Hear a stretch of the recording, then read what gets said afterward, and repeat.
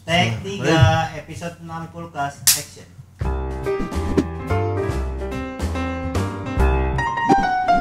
Assalamualaikum warahmatullahi wabarakatuh. Waalaikumsalam warahmatullahi wabarakatuh. Selamat berjumpa lagi di program Kulkas. Kuliah ringkas. Satu-satunya kuliah yang nggak bikin boring.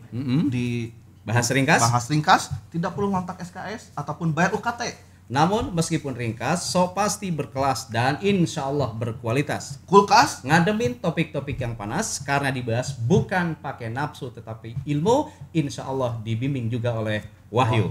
Kulkas Ngadam yuk.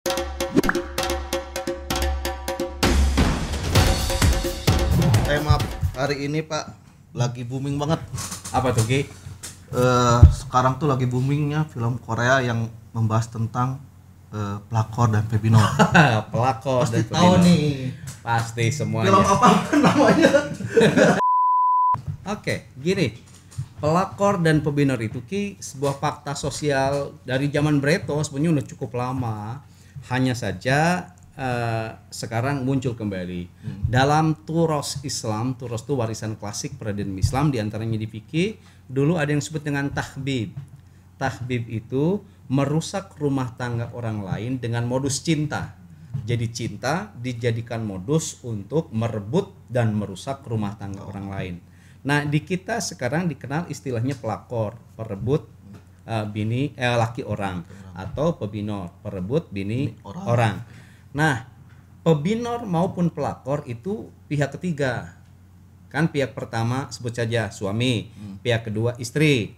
Ketika dua pihak ini ada pihak ketiga, ini potensi menjadi aktivis pelakor dan pebinor.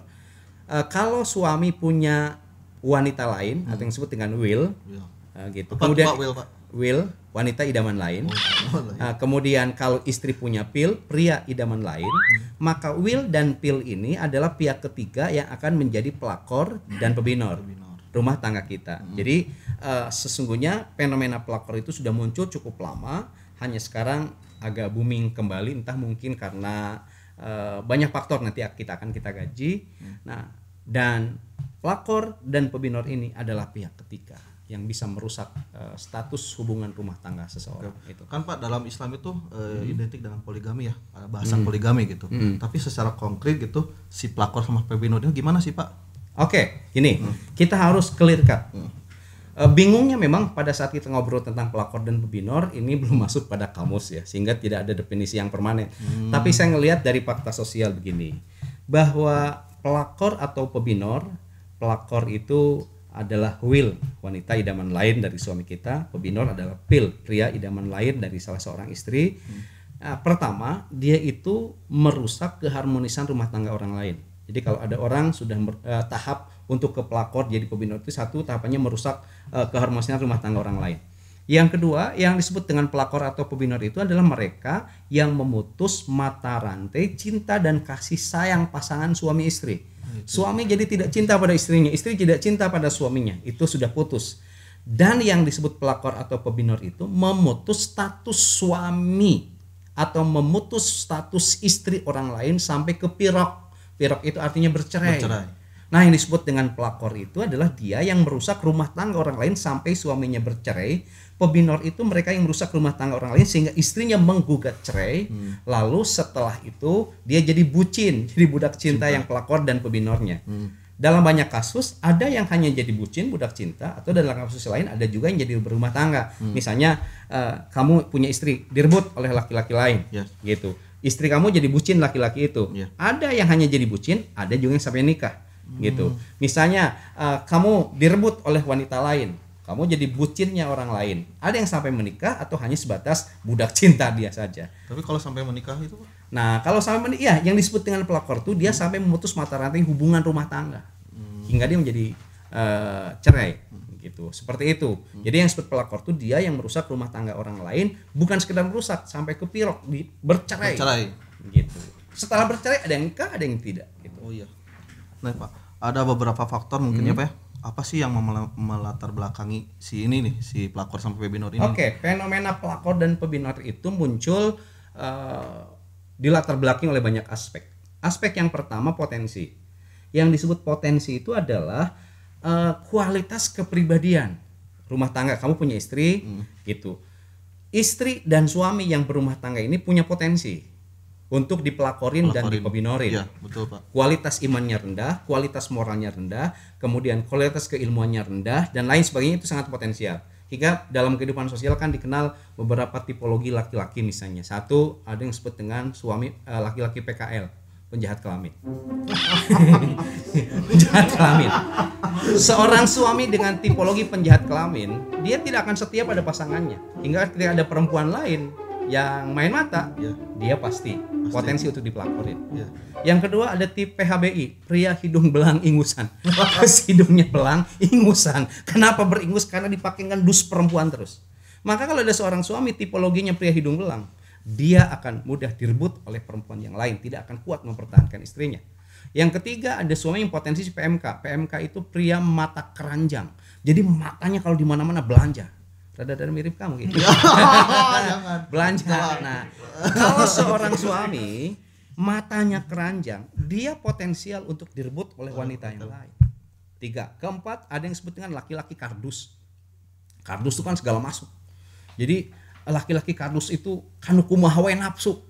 WTS tugas kapoe, kahujanan, katiisan, daek kan gitu. Poe ketawa. Ada kan laki-laki Ya, seperti betul, itu. ada, Laki-laki kardus seperti Ya, itu. Dia tinggalkan anak dan istrinya dalam kondisi menyakitkan. Itu laki-laki kardus. Ada juga laki-laki galon. Laki galon tuh gagal move on ya. Sumo susah move on, bukan hanya sumo ya, tapi gagal move on.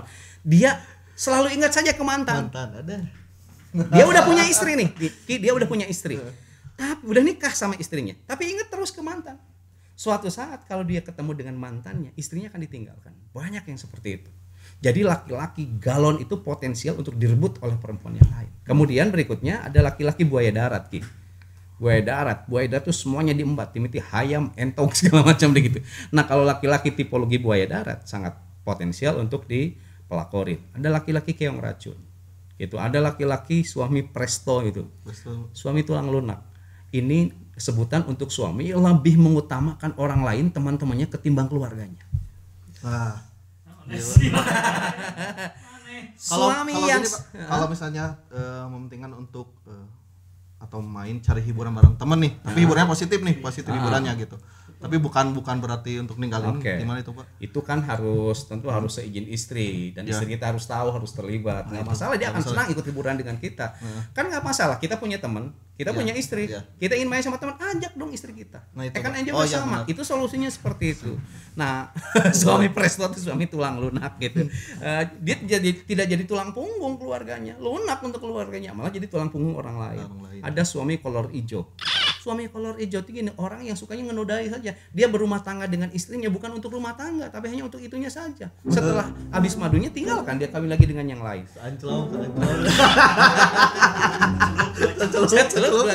Kemudian ada playboy, jelas yang PHP itu.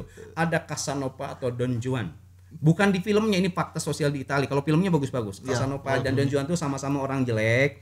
Setiap kali nembak perempuan ditolak. Tapi belakangan dia jadi orang sukses. Casanova banyak duitnya. Akhirnya duit yang banyak itu dipakai memuaskan syahwatnya. Dia beli perempuan cantik untuk mau jadi istrinya. Nggak puas ternyata dengan istrinya. Dia beli perempuan cantik yang lain. Itu sangat potensial dipelakorin. Kalau Don Juan, dia tidak punya duit tapi punya kekuasaan. Sama-sama orang jelek. Jelek nembak perempuan ditolak. Tapi setelah sukses jadi penguasa, dengan kekuasaannya dia cari istri yang cantik. Sayangnya tidak puas dengan istri yang cantik. Perempuan cantik dimanapun dia cari. Nah, suami yang seperti itu sangat potensial untuk dipelakorin. Terakhir ada yang ngeri kan kata netizen, ada tipologi paltit. Paltit itu palanya hanya di itu. Jadi seluruh pusat kesadaran kepalanya bukan pada otaknya tapi pada anunya. Nah, tipologi laki-laki yang seperti itu potensial untuk dipelakorin oleh perempuan apapun. Jangankan yang cantik kudu jelek mau. Istri dipebinorin. Kalau potensi istrinya juga sama. Ada kan istri piara bergilir. Dia jadi piala bagi laki yang lain. Ada tipologi istri bola. Bola itu senang dimainin banyak laki-laki.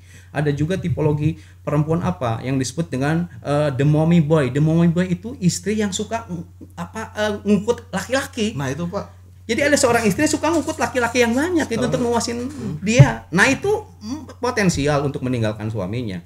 Ada juga perempuan tipologi Cleopatra. dengan kecantikan dan uang yang dia miliki, akhirnya dia tidak hanya memuaskan oleh suami saja, cari laki-laki yang lain. Nah, jadi kembali ke topik awal biar tidak terlalu panjang. Pelakor dan pebinor itu bukan kesalahan pelakor dan pebinor, tapi potensi suami dan istrinya yang jelek juga itu menjadi penyebab. Itu Bi.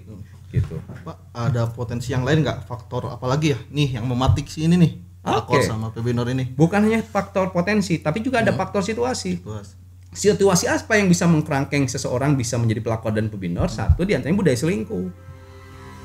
Jadi ginilah kata para ulama, kalau di sebuah negara budaya korupsinya tinggi, maka pasti budaya selingkuhnya juga tinggi. Sekarang di negeri kita banyak nggak koruptor? Banyak. Jadi pasti banyak perselingkuhan. Itu memantik munculnya pelakor dan pebinor. Yang kedua situasi itu adalah situasi dunia hiburan. Ya, kita sekarang kan berada dalam budaya populer, ciri budaya populer itu budaya hiburan. Kalau suami menjadi aktivis di dunia hiburan, dia amat potensial untuk dipelakorin oleh perempuan yang lain. Kalau istri pada sudah punya suami, senang datang ke tempat hiburan, potensial dia juga untuk direbut oleh laki-laki lain. Dan situasi berikutnya yang disebut dengan situasi populer. Apa situasi populer? Momentum reunian. Berdasarkan banyak penelitian dan kasus, ternyata reunian itu bisa memantik munculnya pelakor dan pebinor. Karena di reuni kan pasti ada CLBK. Cinta lama bersemi kembali. Kalau saya CLBK cucian lama belum kering. Gitu ya. Gitu. Satu lagi CLBK. Satu lagi CLBK itu cinta lembukan bangsa kuring. Jadi bala-bala itu kita sukai cek Nabi puasa itu sunat dengan yang manis, tapi akhirnya wajib yang asin-asin gitu ya. Nah itu Ki, jadi faktor situasi. Berikutnya situasi apa lagi yang menjadi pemantik munculnya pelakor pebinor? Persoalan kisruh dalam rumah tangga. Rumah tangga yang kisruh, rumah tangga yang banyak masalah amat potensial lakinya dipelakorin, bininya dipebinorin. Maka rumah tangga jangan sampai banyak masalah Ki. Bagi yang enggak buat teman-teman nih Pak ya, mau bentar lagi mau nikah. Dipikirin lagi coba.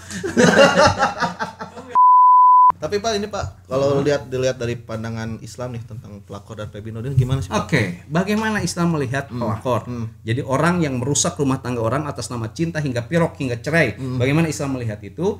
Gini, dalam sebuah hadis yang diriwayatkan oleh Imam Ahmad dan Ibnu Hibban, Rasul bersabda, "Waman afsada imra'atan ala jaujiha." Barang siapa yang merusak hubungan seorang wanita dengan suaminya, palaisa minna, dia bukan umatku, kata Nabi. Satu. Dalam hadis lain yang diriwayatkan Abu Daud, laisa minna, bukan umatku, man khabbaba imra'atan, mereka yang merusak hubungan seorang wanita ala jaujiha dengan suaminya. Jangankan Ki merebut suami orang sampai bercerai, merebut istri orang sampai bercerai, ngerebut, meminang perempuan yang sudah dipinang oleh laki-laki lain tidak boleh dalam Islam. Nggak boleh, udah ditunang. Kata Nabi begini, al mu'minu akhul mu'min, seorang mukmin itu saudara mukmin yang lain. Kemudian kata Nabi, fala yakhilu, tidak halal seorang mukmin itu membeli barang yang sudah dibeli oleh saudaranya. Saya udah beli barang nih ke pedagang. Nah, aku pedagang barang yang sudah saya beli dijual sama orang lain nggak boleh. Itu. Kemudian dilanjutkan hadis itu, walayah tubuh ala khitbahi akhihi, tidak boleh meminang perempuan yang sudah dipinang oleh saudaranya. Walaupun belum sah itu Pak. Walaupun belum pernikahan. Hatta yadaro, sehingga sudah diputus. Iki minang sama perempuan lain misalnya gitu. Tiba-tiba datang Rian meminang, nggak boleh karena dalam pinangan Iki, kecuali kalau Iki sudah melepas. Gitu. Nah, apalagi sekarang ngerebut suami orang dan merebut istri orang, itu tidak boleh Ki dalam Islam, hukumnya gitu. Pak, kan tadi kalau di ini pelakor dan pebinor itu bukan umat Nabi, sampai gitunya gitu. Segitunya. Nah, itu gimana Pak maksudnya Pak? Oke. Laisa minna, bukan umat Nabi bagi seorang laki-laki yang merusak hubungan rumah tangga seorang istri dengan suaminya, bukan umat Nabi bagi seorang perempuan yang merusak hubungan rumah tangga suami dengan istrinya. Yang maksud laisa minna itu, satu, bukan umat Nabi, berarti umat yang ingkar pada Nabi, umat yang ingkar pada sunnah Nabi, atau umat yang maksiat pada Nabi. Kata Allah dalam Quran surah Al-Ahzab ayat 36, wa may ya'sillaha wa rasulahu, barang siapa yang ingkar maksiat pada Allah dan pada Rasulnya, faqad dhalla dhalalan mubina, maka dia akan diberi kesesatan yang nyata. Jadi bagi pelakor dan pebinor, pahami hidup kalian itu akan sesat dalam kesesatan yang nyata. Yang kedua, maksud falaisa minna itu adalah bukan umatku itu berarti bukan hamba Allah. Kalau bukan hamba Allah berarti apa? Hamba setan. Kalau bukan hamba setan berarti hamba nafsunya sendiri. Bahayakah ketika kita menghamba pada nafsu kita? Cukup bahaya. Bisa dilihat di Al-Jathiyah ayat 23. Apa ra'aita man ittakhadha ilahahu hawahu, kata Allah, pernahkah kamu lihat orang yang menjadikan hawa nafsu sebagai tuhannya? Kata Allah apa? Wa adallahu ala ilmin, Allah dengan ilmunya akan menyesatkan orang itu. Jadi pelakor dan pebinor itu akan disesatkan oleh ilmu Allah itu. Bentuk kesesatannya apa? Wa khatama ala sam'ihi, Allah akan mengunci pendengarannya. Kemudian wa qalbihi, Allah akan mengunci hatinya. Wa ja'ala ala basarihi ghisawa, dan akan ditutup matanya dari hidayah Allah. Masya Allah. Jadi pelakor dan pebinor itu diantara maksud laisa minna itu, dia bukan dari hamba Allah tapi jadi hamba hawa nafsunya. Kalau jadi hamba hawa nafsunya, tertutup pintu hidayah bagi orang itu. Berat. Pelakor dan pebinor berat.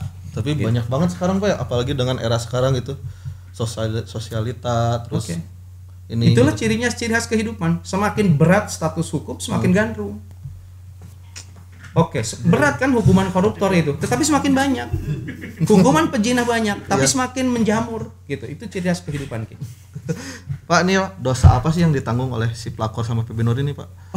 Pertama kan pelakor itu merebut laki orang hingga pisah cerai dengan istrinya. Pebinor ngerebut istri orang hingga pisah cerai dengan suaminya. Nah, suami atau istri yang dipelakorin atau dipebinorin oleh kita adalah orang yang kita zolimi. Kita dolim. Nah, jadi kita menjadi orang yang berbuat dolim. Siapa orang berbuat dolim? Itu saudaranya setan. Saudara setan itu kan milad jin nati wanas, dari kalangan jin dan manusia. Dari kalangan manusia itu siapa? Satu, munafikin orang munafik. Dua, dolimin, orang yang gemar berbuat dolim. Nah, kata Rasul gini, ittaqu da'watal madlum, takutlah kamu pada doa orang yang kamu dolimi. Kenapa? Fa inna laisa bainaha wa bainallahi hijabun, antara mereka dengan Allah tidak ada jarak.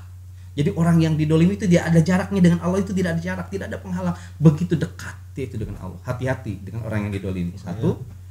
Yang kedua, dosa apa kira-kira yang akan ditanggung oleh para pelakor dan pebinor itu? Dalam surah Hud ayat 18, jika pelakor kita pahami sebagai sebuah kedoliman, kata Allah gini, ala laknatullahi ala dhalimin, sungguh laknat Allah itu akan diberikan pada pelaku dolim. Jadi pelakor dan pebinor itu laknatullahi, akan diberi laknat Allah. Berat. Yang kedua, kata Allah juga dalam Quran surah Saba ayat 40, naqulu lil ladzina dzalamu, katakanlah pada orang-orang yang berbuat dolim, duqu adzaban nar, bagi mereka Allah memberikan siksa neraka. Berikutnya berat lagi bisa dilihat di surat Ghafir ayat 18, malid dolimina min hamim, bagi orang-orang yang dolim dia tidak akan punya teman yang baik. Jadi bagi para pelakor dan pebinor, Allah kepadanya tidak akan memberikan teman-teman yang baik, dikelilingi oleh teman yang tidak baik. Bahkan wala syafi'in, dia tidak akan mendapatkan syafaat pertolongan di dunia, apalagi pertolongan di akhirat nanti. Pada ujungnya pelakor dan pebinor itu dia tidak akan pernah mendapat keberuntungan dalam hidupnya. Sementara kan hidup ini kita bertahan karena ada keberuntungan. Kata Allah begini, innahu la yuflihudz dzalimin, sesungguhnya orang-orang zalim itu tidak akan mendapat keberuntungan. Berat pelakor pebinor itu. Masih ada lagi? Pelakor dan pebinor itu berarti masuknya ke dosa besar, Pak. Dosa besar. Kenapa pelakor dan pebinor disebut dosa besar? Satu, rangkaian dosa yang dibuat oleh pelakor pebinor. Satu, pasti berdusta, pasti berbohong. Kan kita mau merebut laki orang, pasti berbohong. Merebut istri orang, pasti berbohong, pasti berdusta, pasti menggunjing, pasti menjelek-jelekan pasangan orang lain. Pasti satu dosanya. Dosa yang kedua, berzina. Dibawa jalan sama laki-laki lain, dibawa jalan sama perempuan lain padahal kita sudah beristri, dibawa jalan oleh laki-laki padahal istri yang sudah punya suami, itu jinah loh. Bisa jinahnya majaji, bisa jinahnya hakiki. Jinah majaji pegang tangan bareng dua jinah majaji. Jinah hakikinya bisa jadi dalam kesempatan tertentu dia melakukan perzinahan yang sesungguhnya. Dosa kedua. Dosa ketiga, memutus mata rantai cinta kasih sampai memutus status rumah tangga orang. Maka para ulama fikih dalam ensiklopedia fikih mereka sepakat untuk pelakor dan pebinor itu hukumnya dosa besar. Berat. Ngeri. Pelakor dan pebinor itu. Masih mau jadi pebinor? Bentar dulu, hotel dulu yuk. Nah, itu pemantik, bro. Hati-hati. Oke, untuk bahasan kali ini, Pak, kita cukupkan ya. Cukup segini. Ininya pesan moral yang saya sampaikan bahwa pelakor dan pebinor itu dosa besar. Oke. Nah, buat teman-teman nih nanti yang mau bertanya tentang pelakor atau pebinor atau tema lain, boleh nih di YouTube kita Pak ya, Ya. Aang Ridwan Official, bisa kirim tuh pertanyaan, nanti bisa dibahas oleh Bapak. Oke, insyaallah. Dan mungkin nanti gimana Pak, ada ini lagi? Oke, jadi yang ada bertanya silakan masuk di YouTube kita. Mungkin itu akan kita jadikan topik bahasan kita yang akan datang. Ini juga akan berangkat dari pertanyaan-pertanyaan teman-teman yang lain. Oke, masih banyak nanti yang bisa kita bahas teman-teman tentang pelakor dan pebinor ini di episode berikutnya ya Pak ya. Kan Pak ada ini Pak. Oke, jawaban atas pertanyaan-pertanyaan tadi tentang pelakor pebinor tentu jangan dianggap yang paling benar. Silahkan tanya pada narasumber yang lain karena wawasan keilmuan Islam itu begitu sangat luas. Mungkin yang saya sampaikan ya setitik saja di antara luasnya samudra ilmu Islam. Oke teman-teman, kita bakal bertemu lagi di episode berikutnya. Kita akan membahas lagi tentang si pebinor ini sama pelakor ini ya Pak ya. Kembali lagi nanti bakal di program Kulkas. Kuliah ringkas. Satu-satunya program kuliah yang tidak bikin boring. Dijawab secara ringkas, tidak perlu bayar UKT, bahkan isi SKS. Tapi meskipun ringkas, insya Allah berkelas dan berkualitas karena Kulkas menjawab topik-topik panas bukan pakai nafsu tapi pakai ilmu. Insya Allah dibimbing juga dengan wahyu. Kulkas Ngadam yo. Assalamualaikum warahmatullahi wabarakatuh. Ketika dikecewakan gitu Pak ya, ibaratnya dikecewakan nih, bagaimana sih membangun kembali nih? Kadang-kadang susah banget nih membangun kembali tuh. Oke, membangun kembali ya, karena rumah tangga yang sudah harmonis tiba-tiba retak kan, gitu kan, piringnya kadang-kadang sudah mereka retak, udah susah. Rasa percaya itu kadang-kadang udah hilang gitu. Bahwa ketika kita orang yang beriman nih, pasti diuji oleh Allah. Di antaranya misalnya diuji di pelakorin dan di pebinorin. Kita yakin bahwa kata Allah la yukallifullahu nafsan illa wus'aha. Allah tidak akan membebani seseorang melainkan berdasarkan kemampuannya.